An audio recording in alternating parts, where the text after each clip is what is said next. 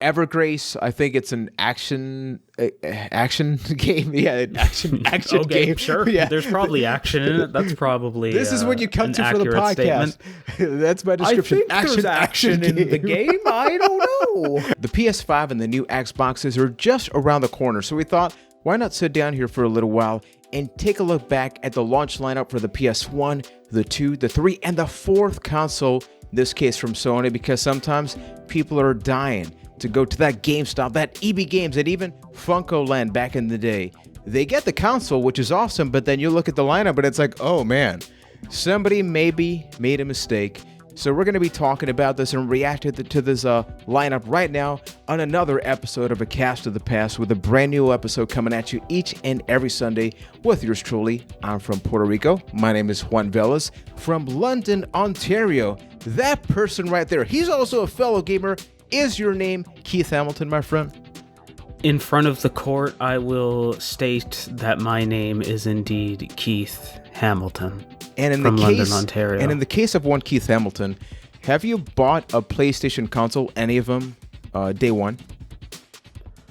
No, I don't think I have. No, because I got the PS3 late as well. That was the one that I bought the earliest, but I've never bought a PlayStation system day one, or in turn, now that I think about it, a console day one. I think the only one of them that I've been swept up in the hype in was the Wii, but even then, because Wiis were so damn hard to find, I didn't get one until weeks later. But the concept of a console launch and the concept of needing to have it day one is just something that I've never really got swept up by.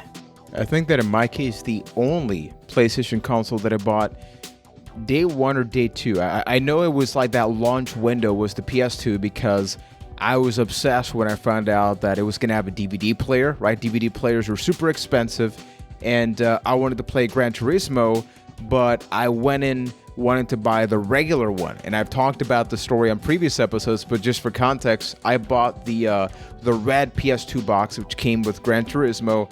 Gran Turismo 3 A-Spec. Yeah, what awesome what game. A beautiful game. But this kid here did not have enough money to buy a memory card, so he proceeded to play Gran Turismo for a couple of months without a memory card, which was... You don't do that. You really got mistakes. good at racing in a Honda Civic. Oh, a dude, stock Honda Civic. you got no idea, man. Getting that D license over and over again. Exactly, man. So, having said that, I think there was a natural conversation of, on one side, we have the actual console, right? Especially when you're talking about the PS2 to the PS3, there was a high definition leap, PS3 to PS4. It was like a maintenance level. Now with the PS4 and the PS5, it's like all about that 4K, NVMe solid state drives and all of that. Have you ever, I'm not saying that, forget about the economical reasons. Have you ever been one to be like, I'm a day one gamer, I gotta have X or Y thing day one? Not really, because I take a more cautious approach of like, let's see how this plays out, because I think living through the Xbox 360 launch made me want to just, let's wait and see how it goes, because you had all of those people for the 360 that were, I need this day one, I need to have the new fancy thing, and then they got this little thing called the Red Ring of Death, and that is an expensive purchase to just have kind of fail on you, and it feels awful. If I was one of those people, I would have been pissed. So kind of learning from the experiences of others, I always just wait and see. Same thing. In my case, one thing I really enjoyed is that whenever there was that generational leap, usually the games from the current gen dropped in price dramatically. And growing up, I was pretty tight on the budget. So I remember when there was that shift from PS1 to PS2, usually you would get like these bundles. It's like, hey, you get all the Tomb Raider games that came out for this instead of like $30-$40 each. It's like 30 for all of them. And I really like that. Or usually the games, they would be giving it away like buy two, get two free. So I never really had that obsession. Like, obviously I was jealous maybe of the person that got the new console, but you're a kid, right? Oh, absolutely. Like, even though I didn't have it, I was more than happy to go over to my friend's house that had a PS1 and check it out. Well, and then I went home and played my Super Nintendo. So having said that, man, you ready to take a look at some of these lineups? And what we're going to be doing is there's a lot of these games that maybe we haven't played, but let's say hypothetically, let's try to measure our hype level as we read these down on the video version. There is that visual aid. For anybody else, we can link in the description. I'm going to be referencing an article from GameGrin.com, which they thankfully listed out all of the lineups for the PlayStation games. Now, when we go to the PlayStation 1, so the PS1 came out in Japan on December 3rd, 94, but for our context, we are going to be focusing on September 95, which is when we really got this. So the games included were amazing. They include Air Combat, Battle Arena Toshinden, ESPN Extreme Games, Kilik the DNA Imperative. Like, can I just stop there and be like, who approved that name? Yeah, that's it goes to show that bad video game names have been around forever. How do you say that? Kilik? Kilik? I guess. NBA Jam Tournament Edition. Not that that's a bad game, but when I think about NBA Jam, I do about not. The PS1 version of NBA Jam? Okay, can we just talk about, like, there's a PS1 version of NBA Jam? I didn't even know. I just played the Super Nintendo version, so. Yeah, that or the arcade. Oh, okay, dude. This game here. Power Serve. By the way, this is not a journalistic episode. This is a reaction episode, just to clarify. Power Serve 3D Tennis. I need to look up the box art for this game in a little bit. The Raiden Project, which that's like a bullet hell, right? Like a shoot 'em up. Yep, Rayman. Now, Rayman's a good game. Rayman, really, really solid game. That's also part of the PlayStation Classic. I'm going to say one of the most underrated franchises of video games ever, Rayman. Yeah. Rayman. I mean, everybody loves Rayman. It's also pretty good, though, because we could go there, but not related to this Everybody episode. does love Rayman. And that is true. They just don't play the games enough.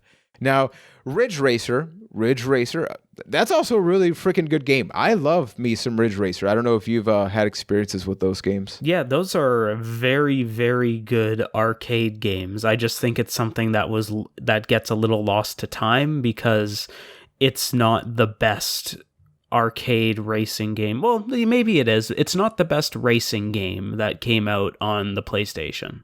For those on the video version, here's the look at the Power Serve 3D Tennis logo. It is literally just a giant yellow tennis ball.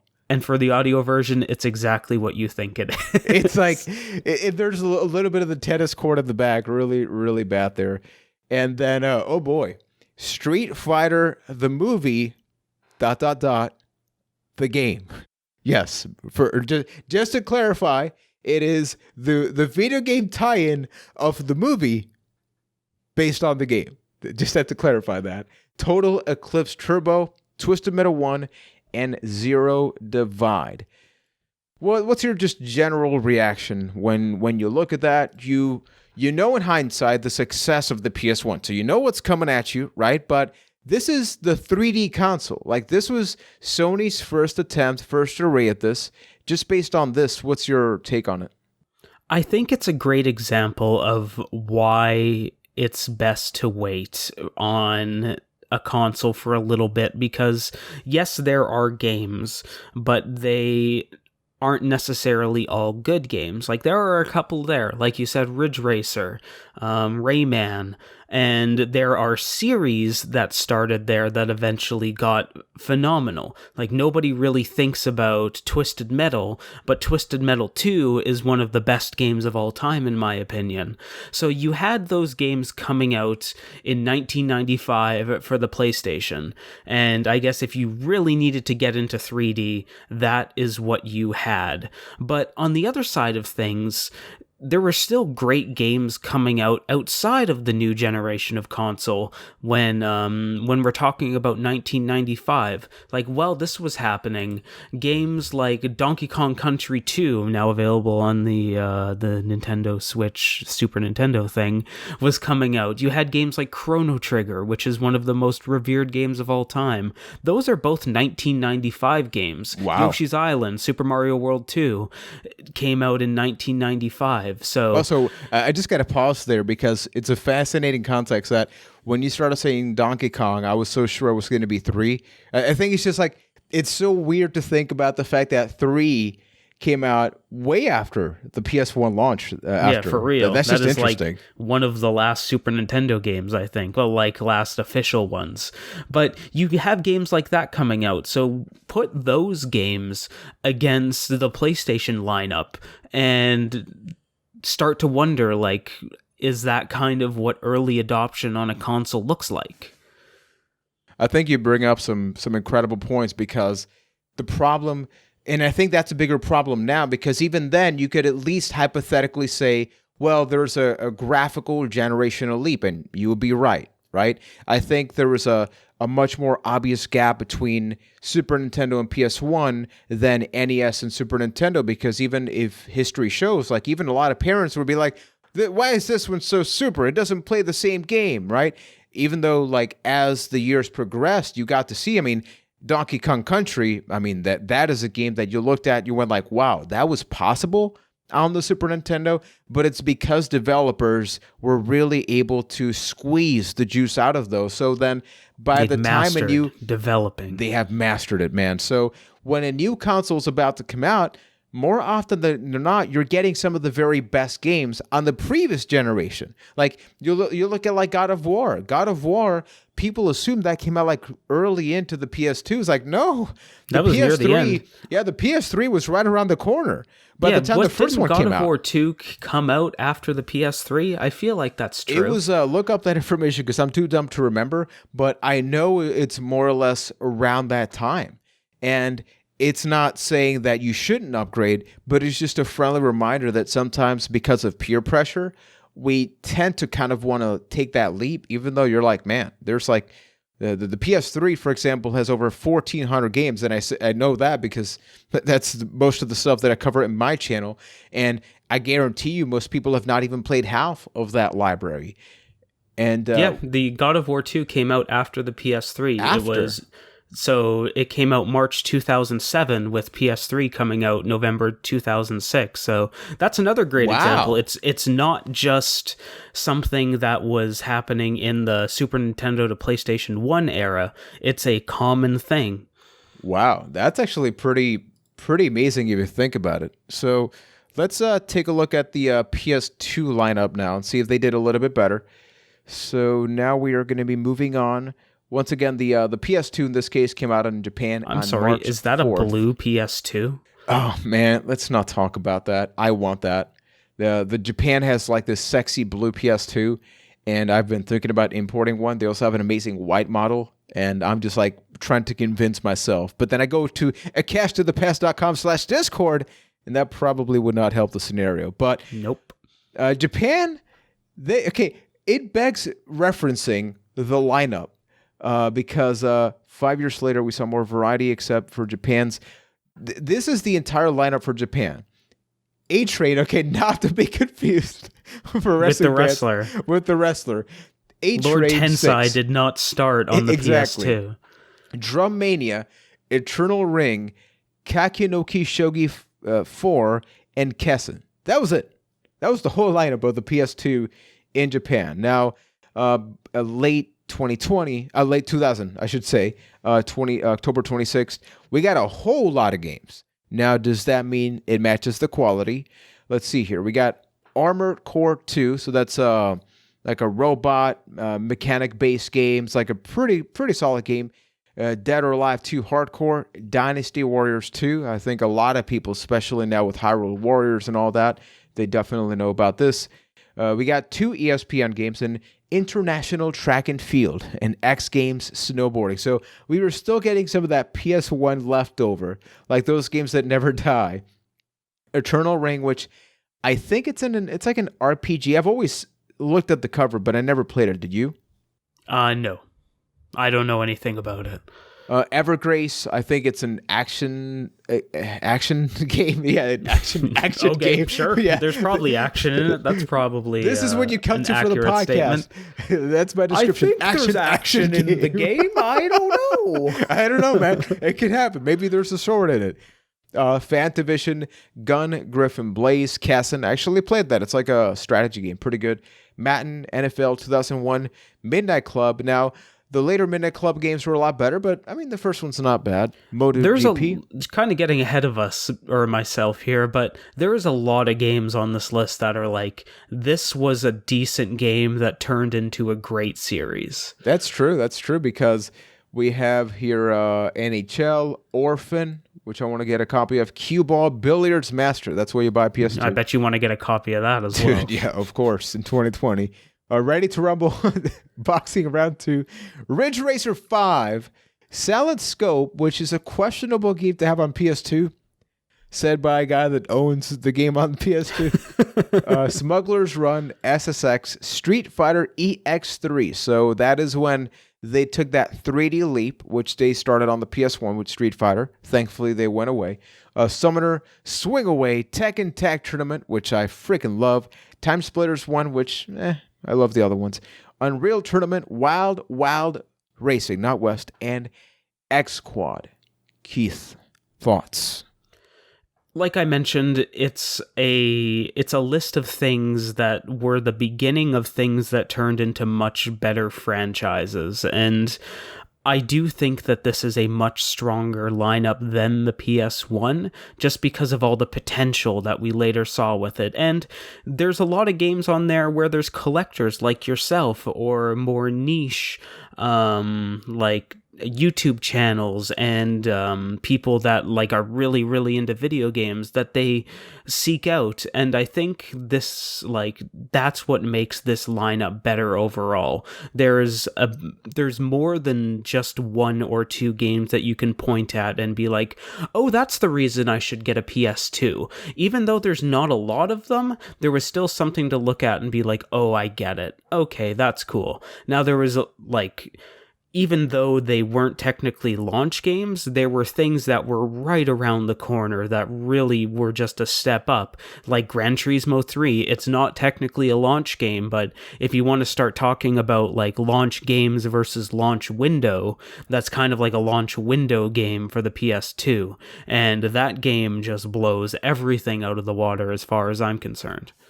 Yeah, exactly. And I think another thing worth pointing is that in my case, I mentioned I got that version of the PS2, and it's because, let's not forget, I live in Puerto Rico. Sometimes we get screwed out of maybe some day one stuff, right? Some launch stuff. So the store that I went to, this is right around the time. It's like, hey, maybe just wait a little bit. So even the actual like store said, just, hey, you can get the game with that. And I don't know, the more... This is interesting. We even went to the Discord. Shout out to Sir Meatwad and a couple of other people that were reacting, saying that, yeah, like, is it a great lineup? No. Like, the word great does not apply to this. Now, you can't fault them for at least trying to have nice variety because, look, like, when it comes to genres... There is variety. It might not be great variety, but there is definitely variety. It is one of those, there's probably something for everyone there. Yeah, because you have... two solid first-person shooters, like great versions? No, these are some of the worst versions of great games with Time Splitters and Unreal Tournament. Tekken Tag Tournament, I feel like I freaking love. Like, I was a competitive gamer for Tekken Tag Tournament on arcade, but even by the time this came out, I was kind of like done with it, I guess. So it's the best version of it, right? It looks amazing, way better than the arcade version. We got another fighting game with Street Fighter. We got SSX, and we know eventually we got games like Tricky, which people freaking love. There's Fantavision, which is a game. And we got Ridge Racer. We have Ready to Rumble Boxing Round 2. Did you ever play the Ready to Rumble games? I freaking love those. I never played Round 2, but I loved Round 1 on the N64. I never beat it. I hit a wall in that game that there was just a boxer I couldn't take out, but God, I loved that game so much. It might change if I went and played them today, but I think those are better than the Fight Night games that came out. One game that I think you'll also enjoy, super random, I've been playing the Rocky game on PS2 because that's what I do. And, there's so many more games you can play, but I chose Rocky. And the gameplay's not too different. The problem is that they only play It's Gotta Fly Now in the menu. Gotta fly now in the menu and for his entrance. So after a while, I'm like, look, I get it. You paid for the license. You want to get the bang out of your buck. So does that game have like the likenesses of Rocky's opponents? Like, is Hulk Hogan in that game? And no, Mr. T? I mean, no. So they have others. Like they have the others, except I guess the ones that really either I haven't Apollo gotten Creed to them. and Ivan Drago, and that's it. The problem is the difficulty gets up there to the point that I just cannot continue progressing. But if I ever get to that point and it's good enough, I will let you know. But it's really good. But it was not a launch title, so let's continue the conversation. Having said this, do you think it's a nice sample? Because I think even you brought it up. When you look at this, there's two ways to look at it. I see many great opportunities. Time Splitters, we got the first one. We got two incredible sequels. You look at Dynasty Warriors, like I said before, I mean, look at freaking Nintendo is like, hey, why do you make me one of those games now? I mean, we had the one on Wii U. We're getting some more. So needless to say, maybe not the best launch, they've but withstood the test of time. I tip my hat to Dynasty Warriors games. I'm still amazed they keep coming out. I forget how many they've done. They have the extreme they're not bad. games. I've been playing one on PlayStation Now, just as like a turn my brain off game. It's and like I'm 8 having Extreme fun. or something like that. Yeah. Is it sad? I think I know that. I know it has Lou Boo in it. I'm all about that Lou Boo. I could probably make a name. Dynasty Warriors 9 Ultra Extreme. Hyper Fighting Turbo. Ultimate. Yeah, exactly. So that's been it for the PS2 lineup. I think that the more that you look at it, it's not horrible. I mean, let's jump now to here we have PlayStation Portable. We will not be covering that for the time being, but maybe in the future that would not be a bad episode. If anybody would be interested, we could do some handheld stuff. It's interesting though. We need to cheat a little bit with the PS3 because in a week span they had two sort of launch lineups, and I feel like it's so close. Like, let's do part one. So it kind of counts. Yeah, so part one was November 11th, 2006, and those games include Genji Days of the Blade, Mobile Suit Gundam Target in Sight, Resistance Fall of Man, which is a first-person shooter, Ridge Racer 7, because you got to have one of them Ridge Racers, and Sega Golf Club. Wow. Okay, so it is worth pointing out, $600 for the one that you really wanted to get. This was a piece of hardware that they told you was worth getting a second job for, so you could play Sega Golf Club. Yeah, so before we continue reacting now, let's, because that was the one in Japan, I should say, right? I should clarify. So that was in Japan, and now in North America, which was a week later, November 17th. Like, first of all, like, these Japanese companies, like, why are they screwing with their own people? I'm like, damn, man. Like, at least give them some more games at launch, because here we had Blazing Angels, Squadrons of World War II, Call of Duty 3, Genji Days of the Blade, Madden NFL 07, Marvel Ultimate Alliance, Mobile Suit Gundam, Crossfire, NBA 2K7, NHL 2K7, Resistance Fall of Man, Ridge Racer 7, Tiger Woods PGA Tour 07, so many sevens. Okay, here we go. Tony Hawk's Project 8. Thank you, Tony. Project 8, and Untold Legends Dark Kingdom, which I've actually been playing recently because it is what I do. Because of course. Exactly. Okay, now having looked at the Japanese launch lineup and the North American launch lineup, $600. Thoughts?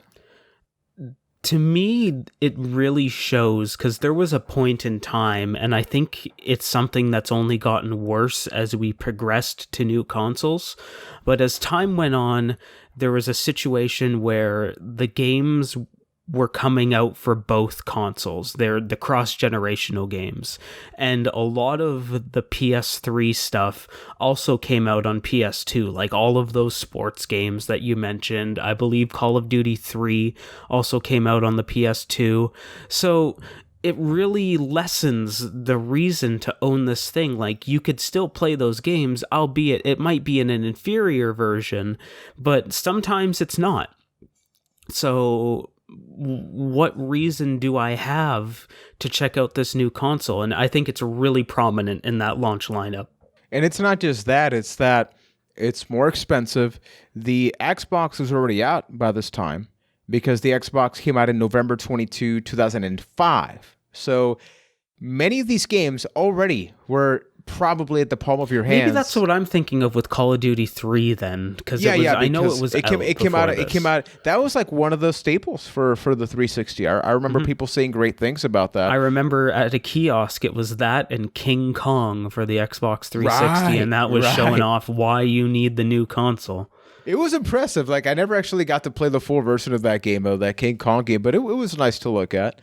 But then you have games like Genji, which I've been playing also, and it's like I don't know why you got to get your dose of giant enemy crab. See, that's what Genji is to me. It's part of the meme that was that Sony E3 presentation that one year. Pretty much, man. And I think that the sad part is when you look at this lineup, it's just a lot of mediocre stuff because Resistance: Fall of Man is the first game of a trilogy. A lot of people have great things to say about that. The problem at the same time is that 2006 is when we've talked about this before, this like black, brown, and gray color tone in video games where a lot of games just look super neutral. Like I was playing the other day Tony Hawk's Proving Ground because I've been curious about the Tony Hawk's games that I've never played. Did you ever play Proving Ground? No, I stopped playing Tony Hawk games after Thug 1 and haven't touched one since. So I've been playing this. This came out in 2007, so we're definitely around this time. And the problem is, in a high definition leap, they took this change of, hey, we're just gonna like simplify all the colors. And to me, I thought it was such a boring way to look at this. Now, you have games like Marvel Ultimate Alliance, but then again, 360 version ran a hell of a lot better. So yeah, and wasn't that another cross-generational game? I believe so, because X-Men Legends was a PS2 game. So can you look that up if possible? Yeah, I'll look that up. I mean, there's a version on PSP of that game, so there's got to be an Xbox version or something like that. But regardless, also X-Men Legends, super good. We should review that in the future. Also playing that. But I think overall it's a fairly uneventful lineup. It was a PS2 game.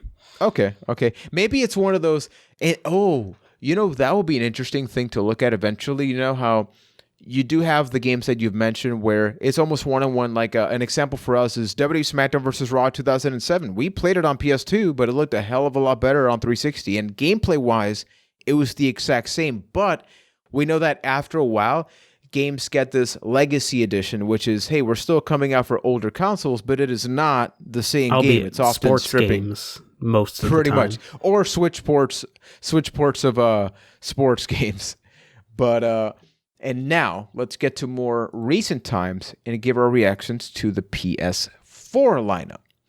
And that is not the PS4 lineup. Give me a second. That's Vita. Scroll down. We're doing really this on the live, ball people. here. There we go.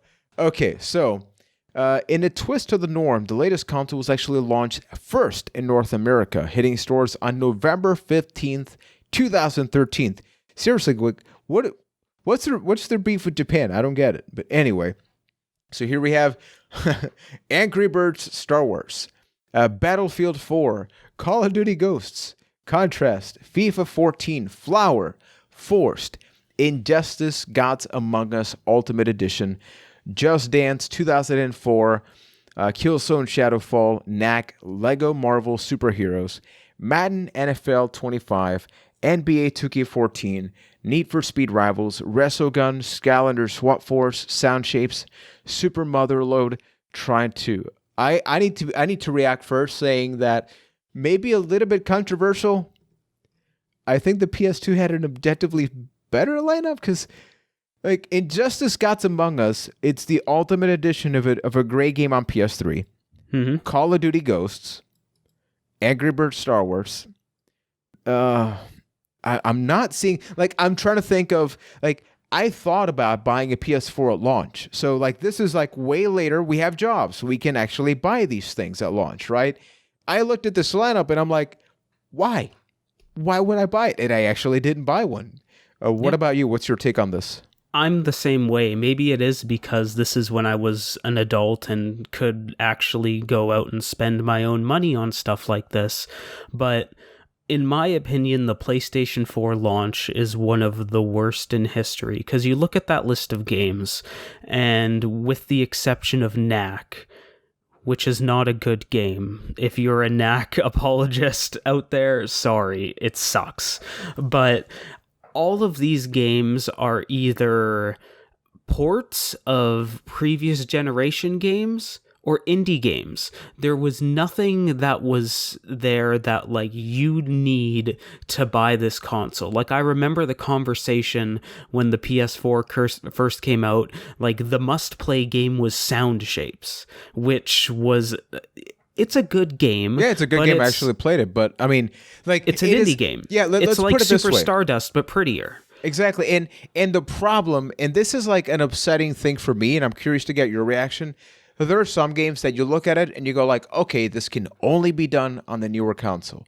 There are games like Sound Shapes, which you go, hey, guess what? This great game. It's cool. It's but cool it that totally it lives on the doesn't need PS4. that generational. And many of those are available, like Scalandar Swap Force.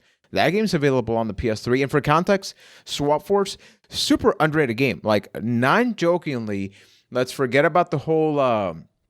like getting the toys, because I mean it'll cost you a pretty penny, right? This is one of those things where you gotta get the your panel. robots, baby. Yeah, you gotta get all of those, and here you can like swap the forces of the different ones. It's like a super enjoyable game, but even then, it's like you gotta get the leap, and then you gotta buy the characters. I played this game many years after, so I was able to get most of the toys used for like $2 as opposed to like 8 or 10 each. But when you look at this lineup, it's like what you mentioned. It's like, why? It'll look nicer than the PS3 version. I don't think anybody doubts that, but like a generation's worth? Like, any additional thoughts about that? Yeah, it's just, it kind of goes to the point that I've been going back to this entire episode, where if you wait 6 months, then that's when you start to see those must-have games for the console, where it clicks and it's like, okay, this is why I need a PS4. Because that's when you started seeing the things like the Destinies of the world a little later, and then that's where the system sellers lived. And yeah, you just, like... a little bit of patience, I think, goes a long way with this stuff. And especially here, what was interesting is that at least, look, like devil's advocate with the PS3, you could say, especially that $600 one, hey, maybe these games suck, hypothetically. You can still play PS1 and PS2 games on it. And the HDMI compatibility, I mean, even for some people alone, that was worth the price of admission, because like that's when you had the problems with like, hey, I bought an HD TV, PS1 games look super ugly in it. Hey, just plug in the PS3. But with PS4... But even then, like with the PS2 emulation, it could do it, the original PS3s, but I remember it being like stretched and weird and didn't look right. Well, the first PS3, because like... Sony did a really bad job. But we're talking about launch consoles, so we're talking about that first PS3. No. So the first one did a really good job of emulating them. The problem is some of the default settings, I don't know why they had those. Eventually they did emulation, and it wasn't perfect. But look, like even then, that new console had access to whatever crappy games came out then, and then some. With the PS4, they said, this is it.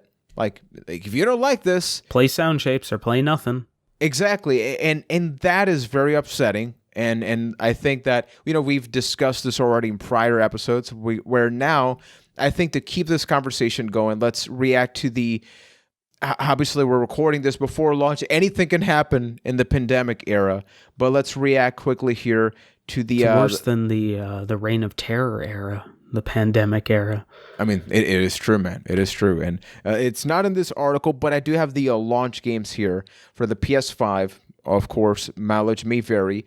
It is Assassin's Creed Valhalla, Astro's Playroom. So that is a sequel to Astro, which was one of the main PSVR games.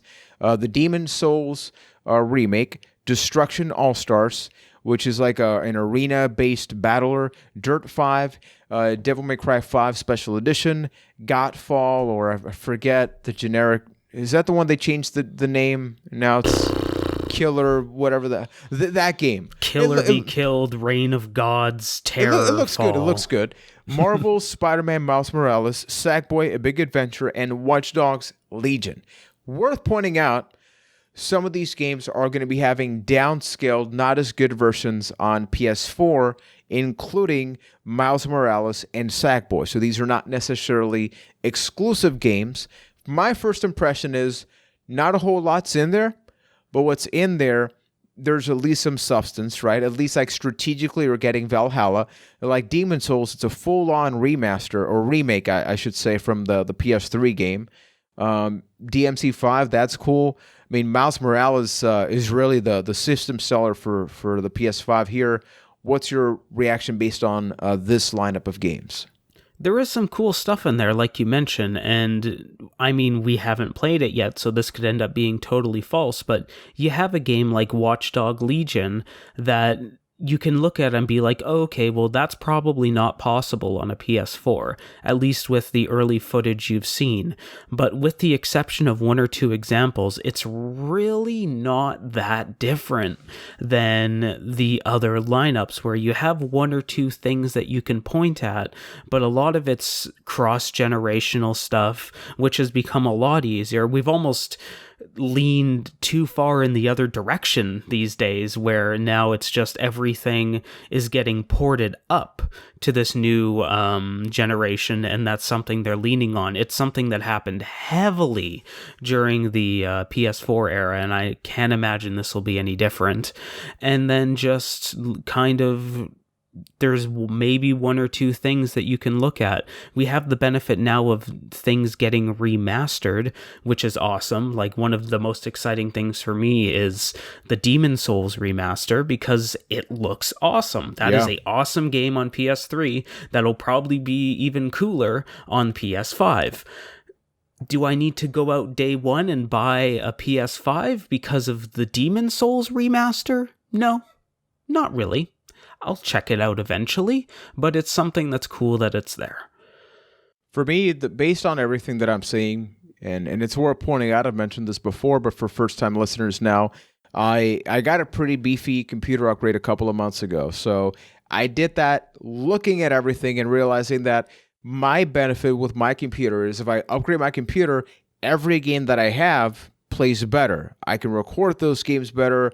I don't need to buy more games, right? And I've gone back. I played like the Tomb Raider reboot from 2013, and it looks like a brand new game. I just set that everything to ultra, and it's almost like I got a sequel for that game. When I look at a lot of this, like both companies, both Xbox, Microsoft and Sony, are doing a lot of great things with backwards compatibility. Microsoft doing a far better job, in my opinion. Sony's kind of like, hey, we'll just like remake the game. And with some PS4 games, we're going to be doing some upgrading. But I mean, Microsoft is going to go all the way back, even with like 360 games. Like games with uncapped frame rate on 360 look amazing on the X. And I think that's something beautiful. And if anything, but it's not a system seller. No, and exactly. And if anything, it highlights the weakness of the problem, which is if that old game is so good, like I get it, it'll play better. It's like, why are not better things being presented at the beginning?